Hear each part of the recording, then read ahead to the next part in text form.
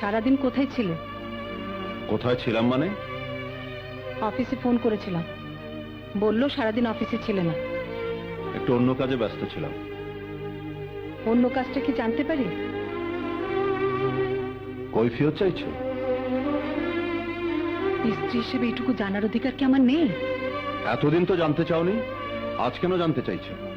এতদিন তুমি যা খুশি তাই করেছো, মদ খেয়ে রাত করে বাড়ি ফিরেছো, আমি কিচ্ছু বলিনি। কিন্তু এখন তুমি ব্যবসা বাণিজ্য কিছুই দেখছো না, ঠিক মতো অফিস করছো না।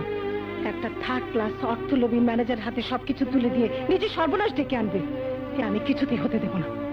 কি হবে এসব ব্যবসা বাণিজ্য দিয়ে, কোটি কোটি টাকার ব্যাংক ব্যালেন্স দিয়ে? এই ঢাকা শহরে যেখানে একটি লোকের মাথা গোঁজার ঠাঁই খুঁজে পাওয়া যায় না, সেখানে আমার পাঁচটি বাড়ি। কি হবে এসব দিয়ে? কিসের জন্য এসব? কার জন্য এসব? এই ধন, এই সম্পদ আমার গলায় কোটিপতির সাইনবোর্ড ঝুলিয়ে দিয়েছে ঠিকই, কিন্তু আমার এই বুকে সন্তানের পিতা হবার সুখ দিতে পারেনি।